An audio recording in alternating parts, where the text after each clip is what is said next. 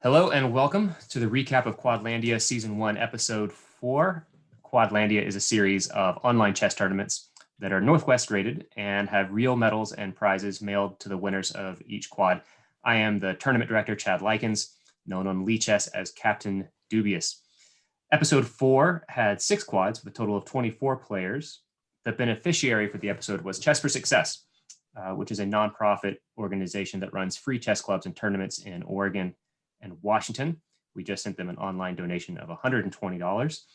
If you want to support Chess in the Northwest, I suggest checking them out. I'm joined today by a special guest, USCF National Master and Life Master, Matt Zabertink. Matt is a popular chess coach and regular tournament player. His current USCF rating is 2271, so several hundred points above mine. He's beaten or drawn many players rated over 2,400, including a draw against GM Jim Tarjan at the Oregon Open a couple years ago. He's going to go through one game from each quad today and offer some advice. Matt, thank you very much for giving us your time. Thanks for having me. All right, so you can just share your screen and kind of go through what you saw in each one of these things. And I guess the idea is to try to say something that's useful for beginning players like U600, and also one thing that is useful for higher rated players, if there is something like that to comment on in the game. Sure. All right. Can you see my screen? Yes. All right. Let's start with quad 6, won by Elephant 1010. Okay. So in this game, we have the white player Benjamin H. Wu against Elephant 1010. And let's see what happened. So I'm going to make one comment right away. Here's a sort of advanced comment.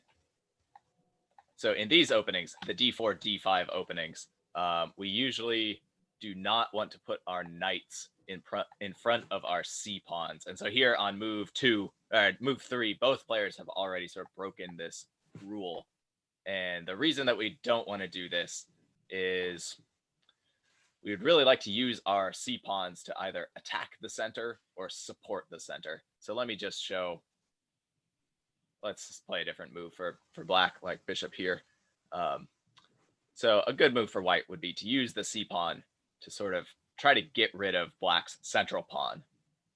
So ultimately, white would like to get 2 pawns in the center next to each other. And in order to do that, we have to lure black's pawn away. So using our C pawn to attack their D pawn is a very good idea. And then if black doesn't want to fall into that, maybe black could use his C pawn to support the center. So this is a very normal formation in these openings. So if you develop your knight here, now probably what white should do is use the C pawn to attack the center, and you won't be able to support it the way that you're supposed to. Yeah, all right. Looking at it, like it takes a little while to know where your C pawn is going to go and where that knight that starts off on either B1 or B8 is going to go. But like your knight on G1 or G8, you always know where that knight's going to go. It's going to go to the same place in almost every single opening. So like that's an easier knight to develop first. Yes. And notice, yeah, a thing that should look really nice and natural is you can put this knight sort of behind the pawn once it's on C4. So this looks very nice. White has lots of control over the center, and white has lots of pressure on the D5 pawn. Okay, let's see what happened. So both sides developed all their pieces, which made sense. Here we have a completely symmetric position.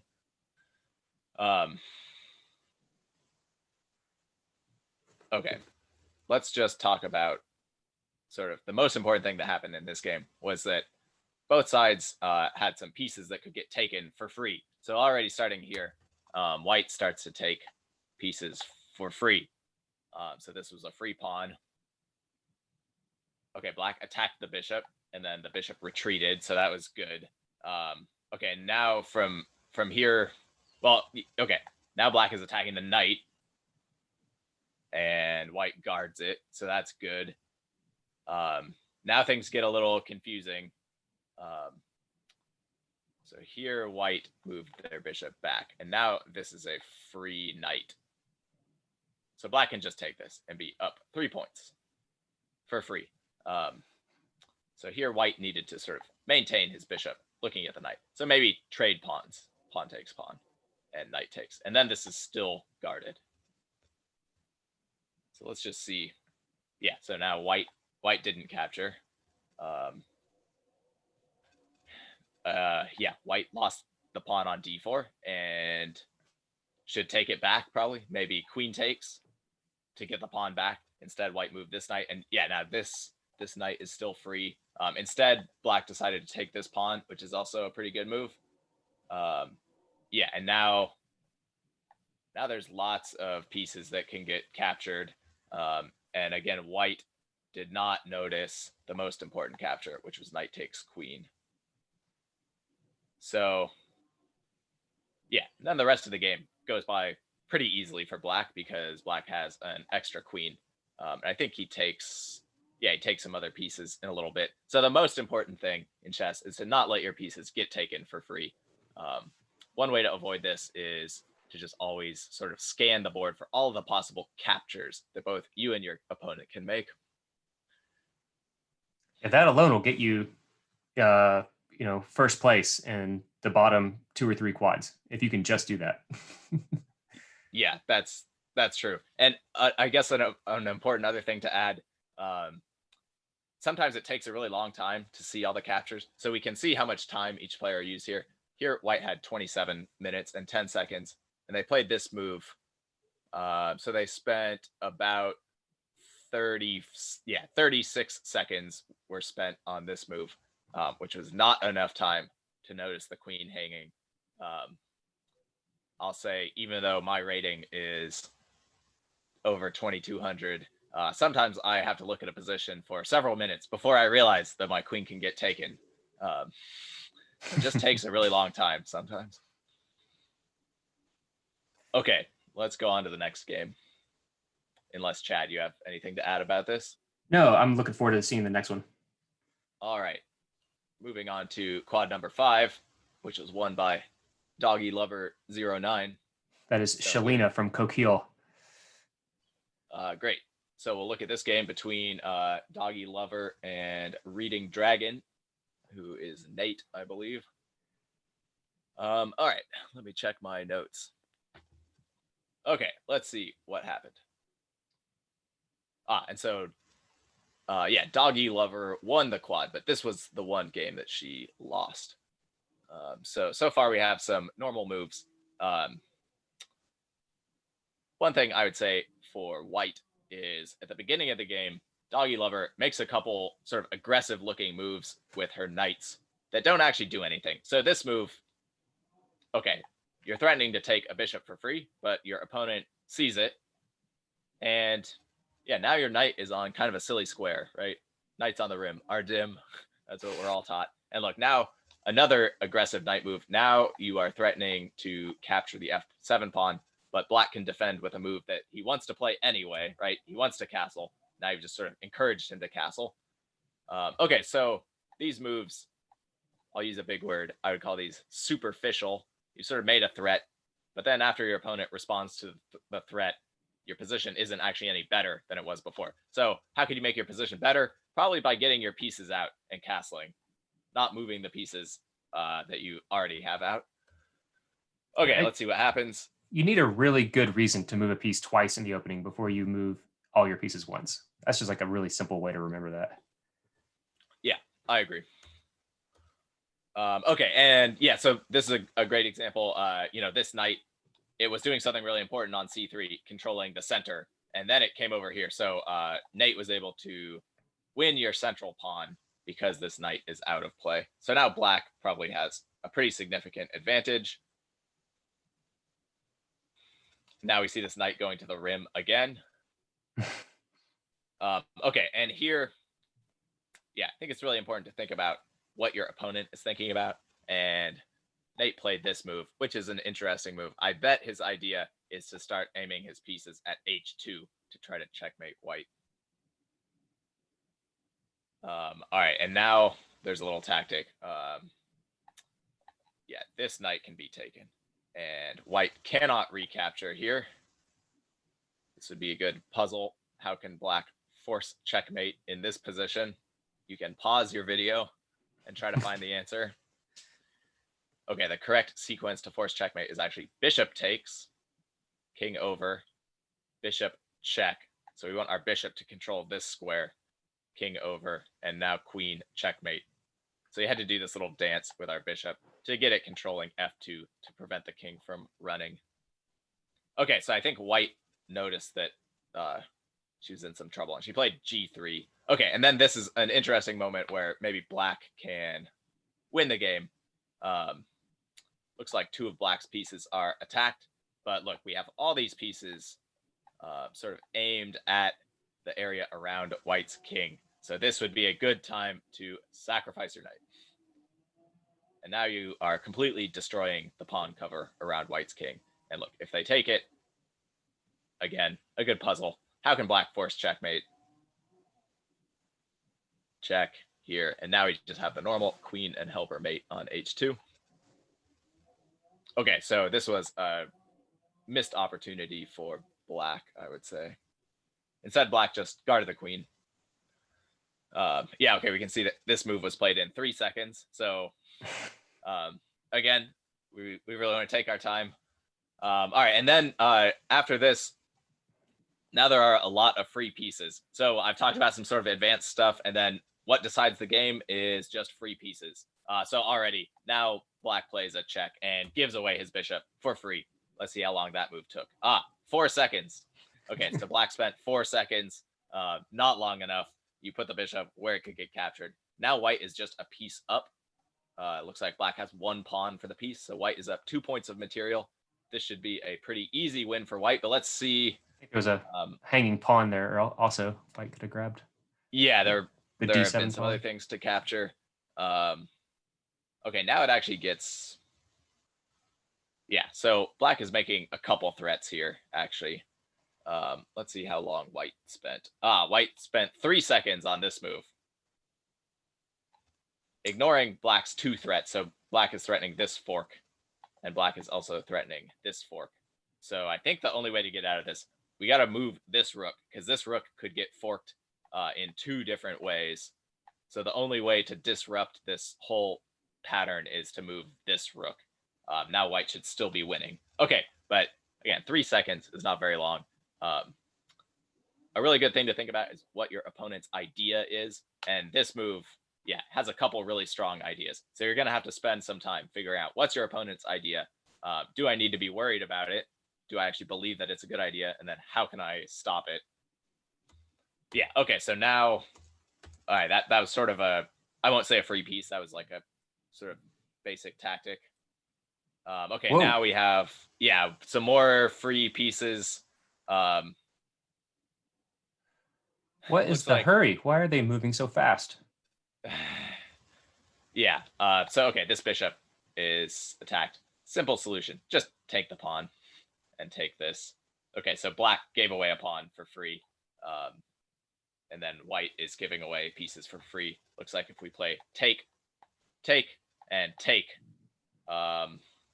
black's gotten 2 pieces for the rook.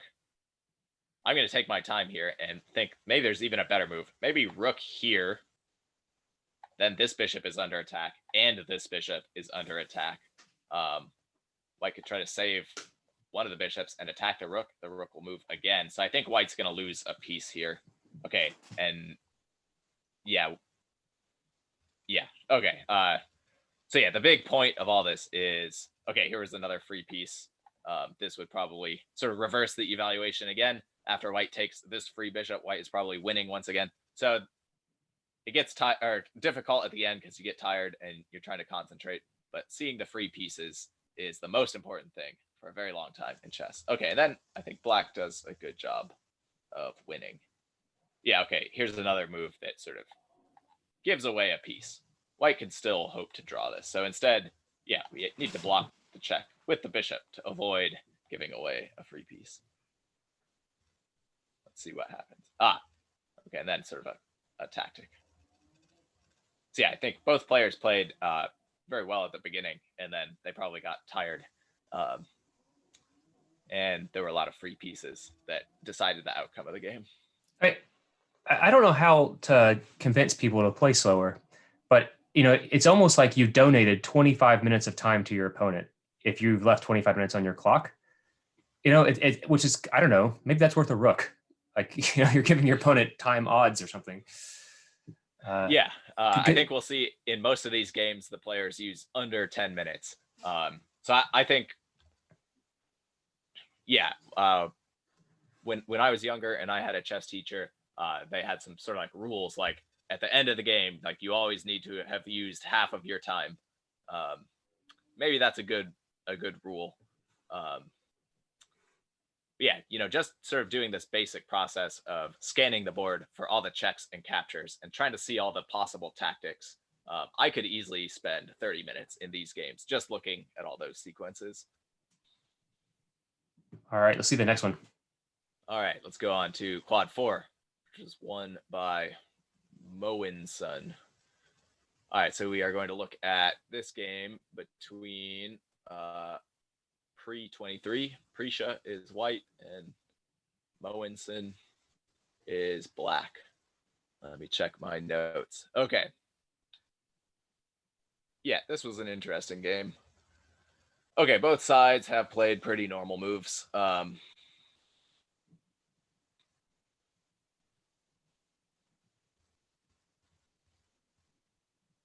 Okay, so here, yeah, this is all pretty normal. Let's see what happens. We can talk about sort of pawn structure. So let's just say a quick word about that. This is an interesting pawn structure because black has some weak pawns. Like this pawn is an isolated pawn. It doesn't have any friendly pawns next to it. So this is potentially weak. Most of the time when you have something that's weak, you also get something for it. So in this case, maybe black gets a place to put their rook on the b file. And these pawns, okay, here we have doubled pawns, but I don't think these are really a problem. Actually, it's kind of nice because they all control some central squares. So some people really like playing this pawn structure for black, actually. Okay, but then I think pretty soon, okay, yeah, black used the b file, which is good, and then saved this weak pawn. Okay, now there's sort of a bigger pawn structure issue. Now white takes this knight, which is a very good move. Because now the black king is very exposed. So the doubled pawns over here, I don't really care about. I actually kind of like them for black. These doubled pawns, though, these look very weak because they're doubled and isolated. And we have another isolated pawn over here. But the most important thing is now the king is open. So it's going to be really hard for black to find shelter for the king. And maybe you're looking at this and you're thinking, this isn't really a big deal. And in a way, I agree. But I think whenever our king is opened, there's just like the possibility of tactics for our opponent. There's already so much to think about in chess. I like to have a nice safe king behind my wall of pawns. And then I don't have to be as worried. There's not as many tactics that could work against me that I have to look at. Okay. Let's see. And I think white found a very nice tactic in a minute. Yeah, okay. King f8. So this is what I'm talking about. The king is a little exposed, and maybe black thought that they were making it safer. e5 is a very good move, actually. Exposing the queen to this weak h7 pawn. Okay, and then here, white has a choice. White could win a piece. Queen takes queen, bishop takes queen, rook takes bishop. Then white can play an endgame with an extra piece. This is probably the safe option. Instead, white played this move, which is probably equally strong, because now the king looks very weak and the queen is attacked. Personally, I probably would have just won the piece. Okay, and then I think here's the really important comment about this. So sometimes we get sort of too fixated on one idea, too focused on one idea. So here, white is really hoping that she's going to checkmate black. And I know this because I would be hoping that as well if my queen was this close to the king. The king is pretty exposed. But okay, black plays some good defensive moves. Black trades some rooks. Black trades more rooks. Okay, and so here you sort of need to accept or realize that the plan didn't work. You're not going to checkmate black. At this point, you have one queen in the attack against the king. This knight doesn't really have a great place it could go to help attack. So here, I think you need to sort of switch plans. And this can be really hard to do because you've been thinking like, "Ooh, I'm going to checkmate him. I'm going to checkmate him." And now you sort of have to like take a deep breath and realize you're not going to checkmate him. Let's just centralize our queen. Queen d3 check. And then you can try to do something else. Like, look, white has a passed pawn over here. Start pushing the passed pawn. That seems pretty good to me. Would also queen d3 check looks really safe, and the queen's in the center of the board. And you can play knight to e4, and things feel okay. What about queen to h8, picking up the f6 pawn? So queen h8. Well, okay, no, the king will just go to, yeah. And now your queen's here. really in a horrible spot, isn't it? Yeah. Yeah, so actually this is very similar to what happened in the game. White played queen g8 check and king here, and then queen g. So white is sort of, yes, still trying to keep the queen around here. But actually after this move, I think black is already better. Which is kind of surprising. The move c4 would be very strong. Just opening up the black queen and bishop to sort of target all of these white pieces that the queen has sort of abandoned. Instead, black played this, which I think is also good enough, just winning the c2 pawn. Yeah, if I was white here, I would just start pushing this. And now there's no threat of knight c4, queen takes f6 with that bishop move. That's a really good bishop move. This is also defended. Okay, white played this. Yeah, it was because, once the bishop came to f5, it was defended. I thought bishop f5 was a really good move to guard the f6 pawn. So yeah, this actually just wins a pawn. And then, okay, now some pieces are getting taken for free with check. I think white was avoiding checkmate, but all right, you got to start, well, yeah, trying to push your passed pawn. This must be the long-term plan. You have a passed pawn. It needs to be pushed. Okay, instead, some things got taken with check. Now black is just winning. Black has this passed c pawn, and they push it very quickly down the board. Here, white let their queen get taken, but the game was already basically over because it's not possible to stop this pawn from becoming a queen. So the big thing here, I think, is it can be really hard to sort of switch gears. And yeah, here white needs to realize that you're not going to checkmate black and just kind of regroup, bring the queen back to the middle of the board and get ready to do something else. And instead, you sort of stayed very fixated on this idea of keeping the queen close to the king. The other big comment, but yeah, okay, here maybe a good move. So to keep attacking the king, you want to try to open the position. At some point, you should try a move like f4, because if you can start trading the pawns away in front of the black king, then it will be very weak. Okay, and for black, the big thing is don't let the pawns in front of your king look like this. Here it's pretty hard because you need to keep, like you're going to be in this pin for a while. I bet white is better. I haven't checked with the computer or anything, but I bet white has a big advantage in this position because it's very hard for black to break this pin in a way that doesn't weaken the pawn structure. And we're going to talk about that a lot in the next game. So yeah, I know we should move on, but I was wondering, all right, if things have gone terribly wrong and you've let white take the knight and mess up your pawn structure, I was wondering if now like king h8 followed by rook g8 and trying to make use of the open g file is a way of trying to get something out of this. And yes, this is the best suggestion. Let's see what.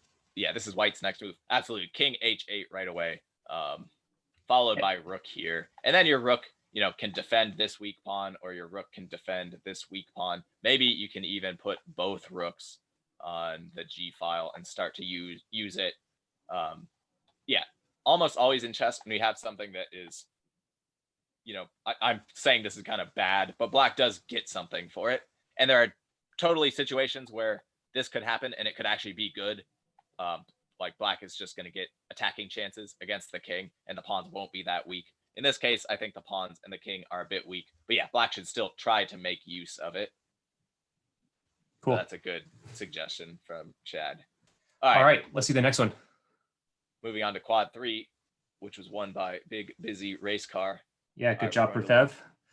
look at the game between Big Busy Race Car and Kinetic Spot. Okay, yeah. So this game is a really good example to sort of reinforce,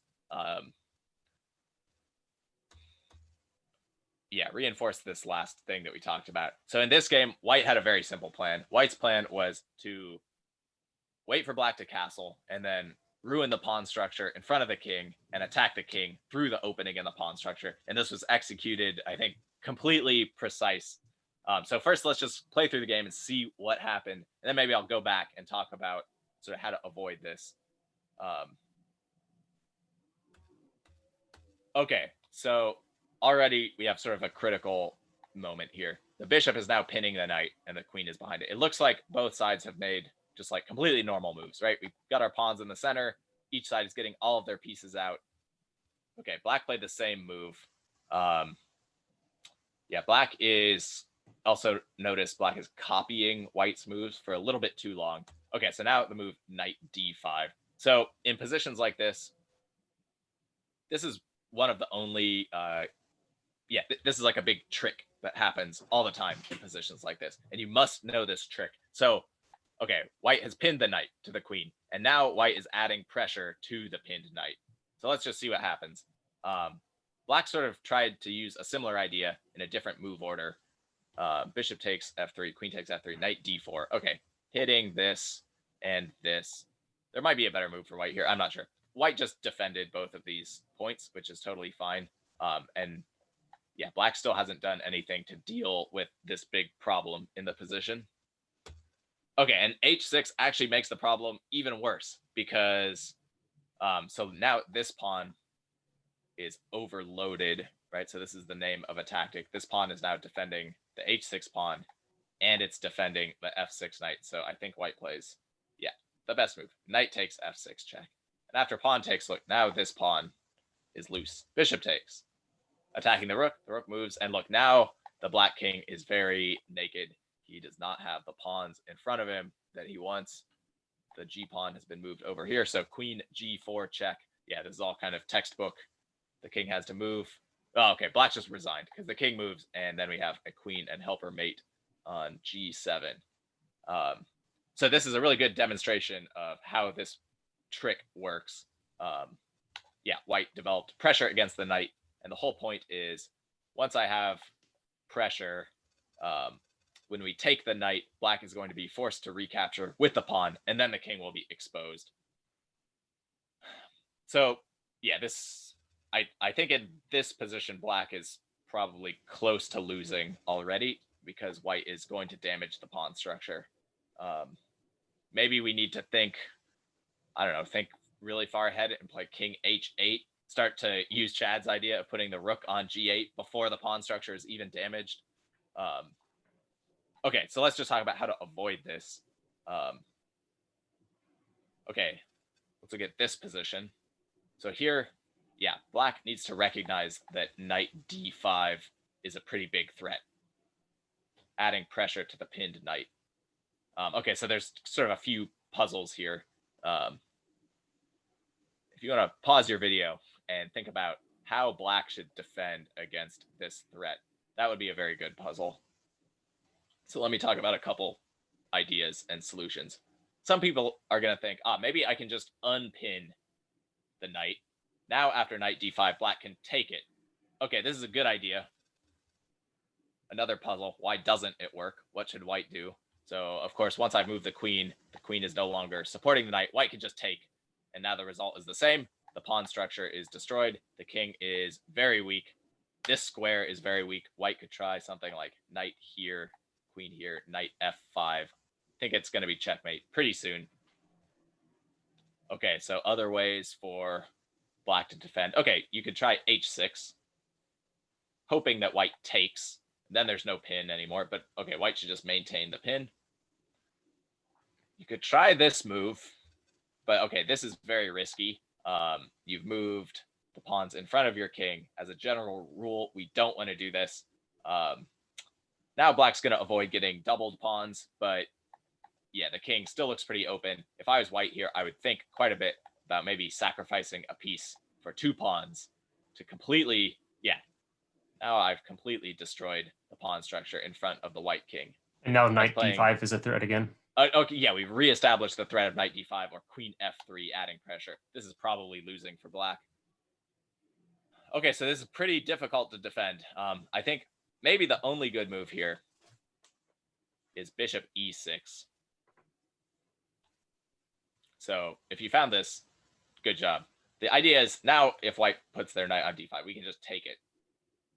So we've avoided damaging the pawn structure over here. Yeah, bishop e6. So now, really, we should go back a step and sort of anticipate this problem. So let's look at this position. Yeah, where black played d6 and let the bishop come to g5. So probably a safer move here, h6. So moves like h6, a lot of people play them too often, but it is important to recognize when they are necessary. And here, I think this is kind of a simple move that just stops white's plan. And if white can't do this plan, yeah, it's hard to really suggest anything else, actually, because this is a pretty boring position if this trick doesn't work. So h6 here would be a strong move. Or even some other move, like, okay, this is getting a little advanced, but maybe knight a5. Black would like to get the bishop pair. And the point is, you haven't played d6, so now if bishop here, you can do something like bishop e7 to break the pin. Okay. I don't know, Chad, you have any questions or comments on this game? No, that's really helpful because yeah, it looks like a very subtle move like h6 in this case. That's useful for Annika, kinetic spot, to be able to see that and think a little bit more about like the threat of bishop g5. Yeah. And that's, these are getting in the higher quads where it's not just about hanging pieces anymore. It's about trying to control key squares and take away important diagonals and files so that your opponent can't get in these crushing positions. It was a beautiful miniature. Protect played this really well. And you have got to, at that level, you've got to be prepared for somebody who knows a few opening tricks and stuff like that. So no, that was really great. I'll just say one other thing about this, which is that in these types of positions, so yeah, I'll say one advanced thing. In this pawn structure, e4, e5, white should normally try to change the pawn structure. That's kind of the strongest plan for white. So the typical way to do that is to play the move c3, not knight c3, followed by d4 at some point to try to get two pawns next to each other in the center. So once both sides have committed their knights to c3 and c6, from my perspective, I would say the positions become kind of boring because now both sides have blocked themselves from playing c3, d4. And you can't even play, yeah, you could also try to play d4 and just trade your d pawn for the e pawn. And now it's going to be hard to do that as well because the d4 square is pretty firmly under control. So in these kinds of boring positions, you probably don't want to castle too early. Because like, let's say black plays d6 here and white plays d3. Now we have a symmetrical position where white has castled, but actually this lets black try to do this same thing faster than white. So yeah, I think if we turn the computer on, the computer will have some very clever solution for white in this position. But I think in a practical game, the threat of knight d4 is already pretty scary for white. So the fact that white has the extra move, castling, not necessarily good, actually. Okay, let's go on. Now we are in quad number 2, which was won by Komodo21, perhaps named after the lizard or the computer program or both. Who knows? All right. We're actually going to look at the game between Riley and Sharp, right? Yeah, here we're going to look at Riley against Sharvey. All right, let me check my notes. Okay, this is an interesting game. Okay, so white is sort of going like all out in the opening, sacrificing stuff. Okay, here black plays the best move. Knight takes e4. This is called the fork trick. If you don't know what the fork trick is, just look it up. But the idea is, looks like black is sacrificing a knight for a pawn, but then they will have the move d5, getting the minor piece back. And okay, white should get the pawn back, for instance, with a move like this. now black is arguing that at the end of all this, black has his pawn in the center. White's pawn is not yet in the center. So now it sort of should look like the player with the black pieces is playing a position that you would normally try to play as white. So yeah, whenever you can play the fork trick, this move as black, you should. Okay, and instead white just sacrifices the pawn with the move queen e2, which is interesting. A better way to sacrifice the pawn is to castle with the idea of putting the rook on e1 super fast. This position is actually pretty tricky. If I was black, I would give the pawn back right away. Okay, queen e2, knight takes. Yeah, and okay, and d takes is also a very clever move.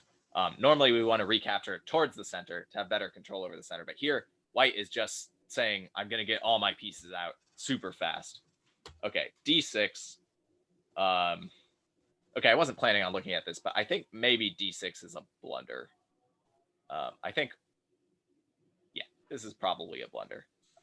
And you always have to look for tactics against f7. Ooh. Knight g5 and f7 cannot be defended reasonably. Probably the best move is bishop e6. And then white can think about which way to win a pawn on e6. Does d5 not work? D5 is not protected enough. We'll just take it. Oh, wait, I'm sorry.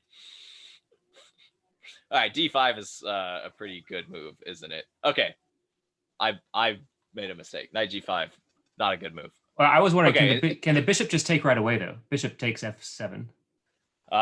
This would be a thing to look at in positions like this. Almost. It almost works. Yeah, I think black should play here, and he's pretty safe, maybe. Yeah, okay, knight g5 is... So, yeah, okay, so actually notice my earlier comment that white should castle and leave the queen on d1. If white had castled and still had the queen on d1, then knight g5 would win on the spot because the queen would be controlling d5, right? So d5 would be met by bishop takes d5. That's why I got confused because, yeah, the queen is a little misplaced in this type of position. Castling would be a more productive move. Okay, now white plays some kind of silly moves. Knight d4. Sure, like, I can't take it, but does this move really do anything? I'm not sure. Okay, black takes it this way. This is probably what white wanted because now their pawn is pressuring the center. So yeah, I would just ignore it maybe. Bishop here, and I want to castle next, you know. Okay, queen f6 defends the pawn. So this becomes interesting in a moment. Okay, black takes a free pawn. So white's really like giving up a lot of material to try to attack. Black takes a free pawn, but he pins himself. So now this sort of becomes the defining feature of this game, which is that we have a rook and queen lined up with the king in the center. And this is a pretty common thing that happens in the e4, e5 openings. Now black's main job is just to castle. If black can castle and not lose material, he'll be up material because he's up 2 pawns. White's job is to stop black from castling. Let's see. Yeah, white was threatening to get the pawn back. So in a serious game, I would spend a really long time here. I would decide, should I take the pawn and then sort of suffer because my king is in the middle? Or should I just castle and give the pawn back? And I don't know what the right answer is. But if I castle and I give the pawn back, the position is pretty equal. Okay, so instead, black is also playing ambitiously, taking the pawn. Okay, now white plays sort of a clever move. Bishop f4. Okay, setting a trap. If black takes it, he gets checkmated. So black develops. And now this is an important moment, I think. So yeah, this move, this is sort of like hope chess, I think. White is hoping that black will take and get checkmated. I think this is a good move, actually, because it develops the bishop. But now white should stop hoping and play a move like bishop g3. And after bishop g3, now you have an interesting position where black is up 2 pawns, but black can't castle because he will lose the bishop on e7. So this is actually quite interesting. Black needs to find some way to get his king safe. Maybe even a move like king f8, followed by rook over. And then we could say, well, black is up 2 pawns, but his development is kind of messed up once his rook is sort of stuck and the king's on f8. So maybe white has compensation for the pawns. Okay, but yeah, this move. So white just keeps developing, and the problem is that now, even though black can't take this right away, black can use the fact that this bishop is hanging to fix his position. Black castles, which is a great move, because after queen takes, then he can take the f4 bishop. So now black is up 2 pawns. Okay, 1 pawn. Let's see. I think this move is also a blunder because of, rook here. So black has played very well. White needed to stop black from castling.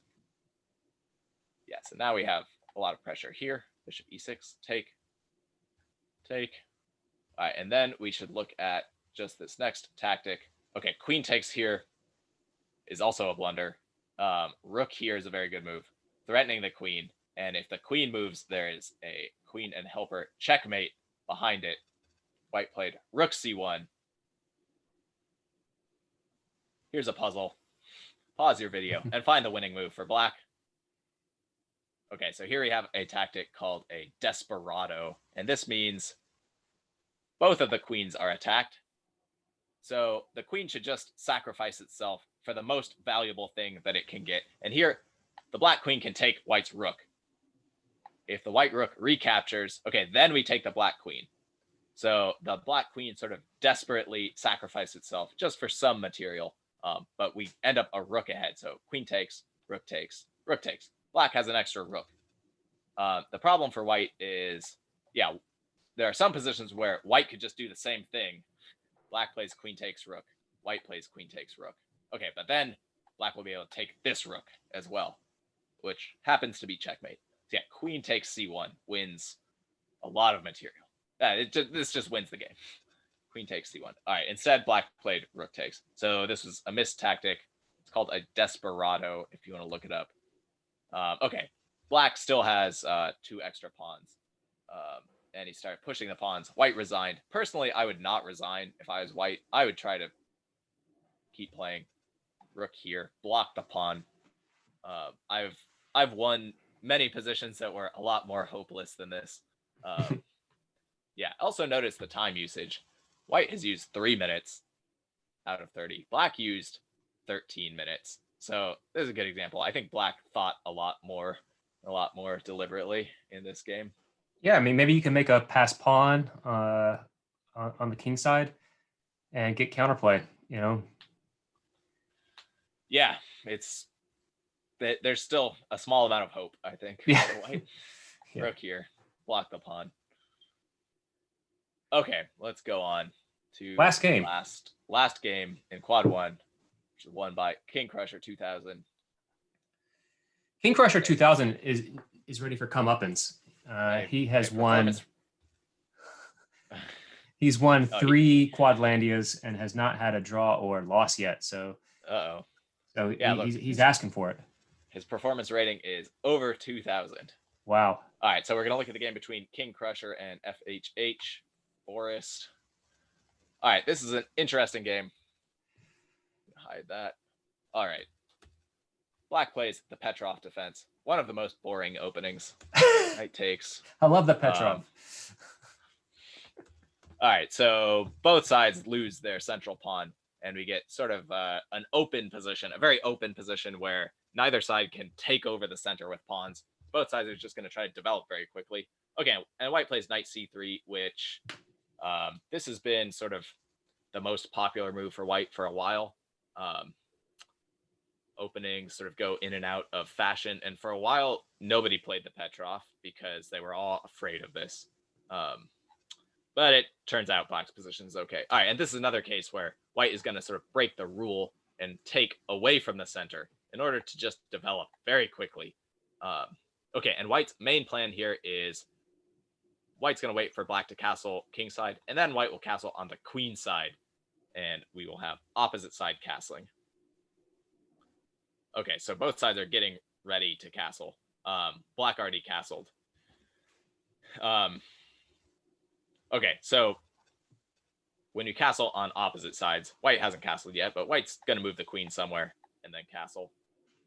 When we castle on opposite sides, the game becomes sort of a race to checkmate our opponents. And a really easy way to do this is by using a pawn storm, which is a silly word for just pushing all your pawns at your opponent's king. So both sides are going to try to push their pawns at the other person's king to open up lines for their pieces and maybe to destroy the pawn structure in front of the king, hopefully. So, okay, I think with this in mind, black's next move, bishop g4. This is not a good move because, okay, white gets to start pushing the pawns towards the king. And after bishop h5, now white is pushing more pawns. So these are the moves that white wanted to play anyway. And now he's playing them sort of with tempo, meaning they're attacking the bishop. Black has to respond to some threats. So yeah, I think this was bishop g4 was pretty inaccurate, actually. Okay, here maybe I would just move the queen and castle. And this is another interesting move. I think this is a good move from King Crusher. Again, sort of breaking the rule about taking towards the middle. But when our king is being attacked, maybe we want to, sort of putting more pawns in front of the king can help. Here, there's an interesting move. Queen d5 check. Wins a pawn. This is hard for me to assess. Yeah, in this position, white is up a pawn, but now it's not really clear where white is going to castle. Definitely doesn't want to castle over here because he pushed the pawns. And we always have to be careful about winning pawns in positions like this, because now if white castles on the queen side, black already has an open file. Okay, so instead white played this with the idea of castling. Knight here, castle. Okay, so this is a pretty normal opposite side castling position. Here, I would say, certainly looks like white's attack is a bit faster than black's. And here, white needs to stick to the plan, push the pawns at the king. Instead, white played this move, which looks natural. You're putting the rook on the open file. I would consider a move like rook d to g1, aiming both rooks at the king, planning to play h4 next, and then probably just h5. And then, yeah, once that happens, there's going to be some pretty severe threats, like to take, and just then you have this rook looking directly at the black king. So this is sort of the more consistent way to play the position, I think. Yeah, I think that's the kind of mistake that, after you've been coached for 3 or 4 years on attack the center, well, then you attack the center, not realizing that now this is a situation where you need to like follow the plan of like pushing your pawns and put your rooks behind your pawns. That kind of judgment of knowing when to do that, I think, is something that people in that sort of class C through class A range often get wrong. Yeah. I think one great thing about positions like this is that the plan is so simple. You should just try to attack the other person's king. And if you know that plan and your opponent does not know that plan, you'll almost always win. So like if black doesn't start attacking white and white starts attacking black, black's just going to be stuck defending. And when you're defending a position like this, it's very easy to blunder. Okay, rook here. Okay, maybe a good move. Getting out of potential checks. Just kind of waiting. Okay, knight here, bishop here. Okay, now this move. So black helped white's attack a bunch, which white sort of didn't pursue. Now this move, maybe this helps black's attack. Because look, now pace takes with the pawn, which is interesting. Sort of damaging his own pawn structure, but giving himself the open B file that looks towards the king. So this is, an interesting decision. In positions like this, I think the main thing you have to be thinking about is, like, is my king going to get attacked super quickly? And so the rest of this game is interesting because, okay, pace plays this move, which seems to just lose a pawn. And so I think, like, sort of objectively, white should probably take this pawn and say, now I'm a pawn up. My plan is to trade all of the pieces and play in the end game. But, okay, when we start taking pawns like this, now there's a lot of open files towards the white king. So if you play like this, then you must be very, very careful in the future. Here, white was not very careful, and so he ended up getting checkmated. So yeah, I think the big lesson is positions like this are difficult to assess. It's sometimes very difficult to know, should I take the pawn, or should I leave the pawn because it sort of gets in the way of the black pieces. And even sort of similar, a move I would consider for white, h4. Like, should black take this? It looks like a free pawn, but then the rooks maybe, start to look at the bishop and the king. So in positions like this, sacrificing material to open lines is a very common idea. And yeah, here, I think if you look with the computer, it will say white did the correct thing by taking the material. But in a practical game, black is going to get a lot of attacking chances now. Okay, and this was sort of a weird move. Okay, black's sacrificing another pawn because of the pin. But look, opening another line for the queen. Okay, rook a8. And this is a really good moment to think, what is my opponent's idea? Black spent about 20 seconds and just missed the idea. And after missing the idea, then black is back in the game. So maybe one good lesson is, yeah, when you have the open lines and you're attacking the king, it's very likely that there will be just like a game-changing tactic for black in this position, because the king is so exposed and we have all these rooks looking at it. It just takes one mistake now for white to get checkmated, whereas white is not really attacking black, so black can make some mistakes and not immediately get checkmated. So that's sort of the price white has paid for taking these pawns. Okay, rook a8. The idea is queen a4. A very clever move. Just with an unstoppable threat of capturing the a pawn. So now this is very difficult for white. And I think this is another, this is a really critical moment. White spent under a minute. Here, your a2 pawn is falling with check. You have to think really hard about how to not get checkmated. And white played a tricky move. That was not a good move. So I think the best move, white needs to get ready to run. Right now, this would be checkmate because the bishop is controlling c1. White should play bishop here and get ready to run with the king. This is pretty unappealing, but it's better than getting checkmated. This was the only way to get checkmated. So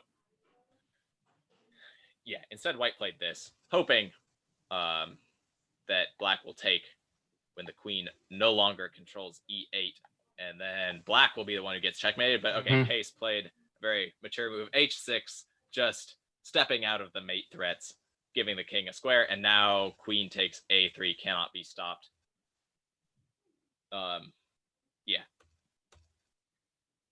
Now you can see how this is even worse to let the queen take a3, because now, white doesn't have time to run to c1, and this is just going to be checkmate. White resigned here because it's impossible to stop queen a1 checkmate. So the big lesson is, in these positions, you want to attack the other person's king. Don't play moves that speed up their attack. Black gave white these moves for free, which meant white should have had a stronger, faster attack, but then white sort of didn't use those moves. Instead, he put his rooks in the middle. Then white played some moves that sped up the black attack, like taking this pawn and taking the knight. So white allowed black to open the A and the B files. And I think, again, this was objectively correct. It's probably strong to take these pawns. But then when you're in a position like this, it's very hard to not blunder when your opponent is attacking your king. It's usually better to be attacking than defending. Okay, and one other thing to say is, in a position like this, so here white was probably thinking like, oh, I messed up, and black is going to take a2, which is true. But in a position like this, this is where you need to refocus yourself and like try to forget about the fact that you just made a horrible mistake and think really hard, like, okay, I messed up. Black is going to take a2. My king looks super weak. Let me see if there's a way to survive. Certainly, I would spend more than a minute in this position, especially if I had 28 minutes on my clock. In fact, I would spend 20 minutes here trying to find a way to survive, because, if I don't if I don't find the right move here, there's only one move that survives. And if I don't find it, I'm going to get checkmated. So even if it took, 20 minutes to find bishop E3 and understand why that's better than the move A3, it still would have been worth it, because then white has a chance to survive. After A3, the game is just lost. So this is a common place to make blunders right after another mistake. You sort of think, oh, I allowed black to take A2. Whatever, I messed up. The game is over. But no, this is where you need to really focus and take your time and try to find a way out, which I think both players in this game are strong enough that they should have been able to find this way to escape. That was a really interesting game. Yeah. It's kind of crazy to see players this strong finishing a game this complicated with this many tactics with so much time on their clock. Yes. Yeah. Well, thanks a lot for looking at these games. That's super helpful. And just to let everybody know, season 1, episode 5 is going to be a week from Tuesday. So that is what, October something coming up. And that episode is going to benefit the Coquille Chess Club. So proceeds from the tournament will go to them.